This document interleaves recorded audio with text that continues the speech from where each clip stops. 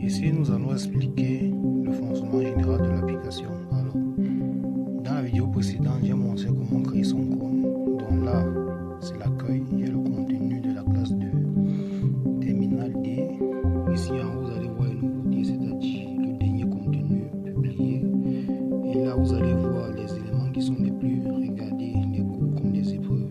Donc là, c'est l'accueil. Ici, vous avez l'onglet cours, juste là en bas. Par défaut, ça va afficher tous les cours mélangés. Mais si vous voulez les cours d'une matière particulière, vous cliquez par exemple ici en haut sur mathématiques.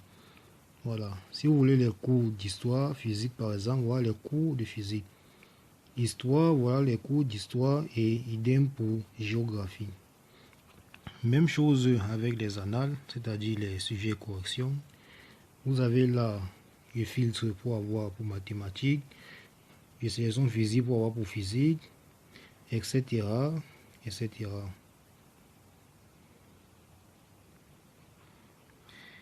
Bon, pour les matières qui ont les épreuves manquantes, nous allons les compléter au fur et à mesure. Donc, c'est pas la peine de venir dire dans l'application que certaines épreuves manquent. On sait que ça manque, mais on va compléter avec le temps. Donc, les examens, c'est pour mai, pour le bac, et après le BBC, ensuite le probatoire. Donc, nous allons les compléter d'ici là. Donc ensuite vous avez l'onglet favoris. Là c'est vide parce qu'on a ajouté aucun cours à favoris. S'il vient ici dans cours, j'ajoute par exemple ces deux cours en favoris en cliquant sur les étoiles. Et après je viens dans Annales, je sélectionne par exemple ces épreuves là en cliquant sur les étoiles. Puis lorsque je viens dans favoris, je retrouve mes deux cours. Et lorsque je reviens dans l'onglet épreuves de favoris, je retrouve les épreuves que j'ai sélectionnées. Donc l'onglet favoris c'est à sélectionner les cours, voilà, qu'on veut révisionner plus tard. Donc en sélectionnant ces cours, je les trouve ici rapidement. Je n'ai plus besoin d'aller les chercher dans l'onglet cours. Et ici, dans plus, vous avez là l'actualité. Bon, ce qu'on a publié récemment, c'est le calendrier des examens 2025. Donc, tout ce qui concerne les informations sur le concours, sur le point des examens et consorts, c'est ici qu'on les publie.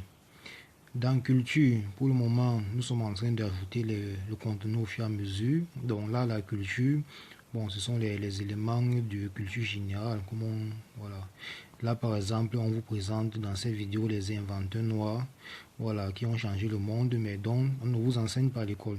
Et enfin, dans le dernier onglet divertissement, voilà, vous avez des vidéos pour vous divertir lorsque vous êtes fatigué d'apprendre.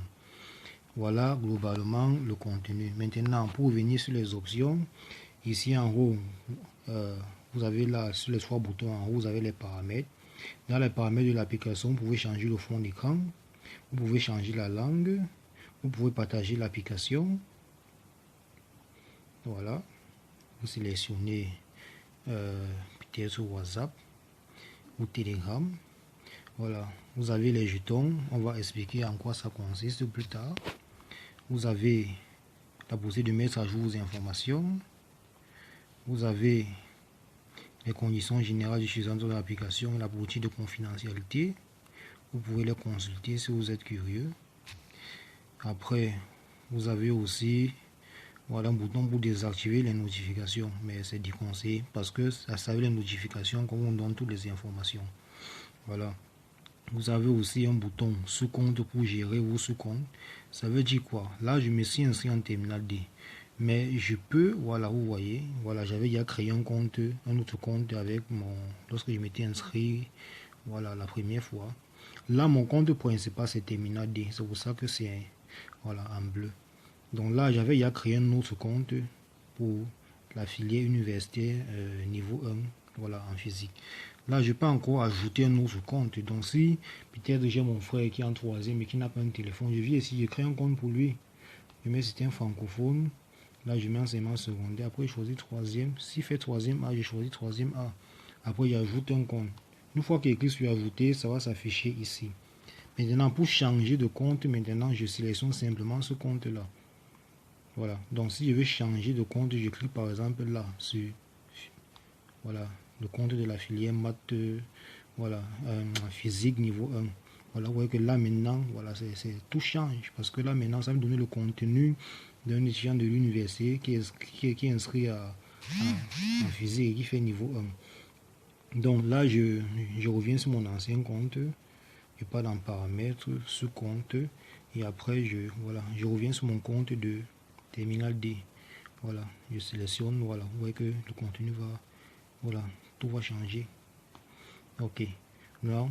Ici à côté, là où il y a le casque là en haut, c'est pour poser les questions à l'intelligence artificielle. Vous pouvez lui demander n'importe quoi. Donc, on vous laisse la peine de le faire vous-même pour être curieux. Non, on va pas tout expliquer. Donc, soyez aussi curieux de tester l'application.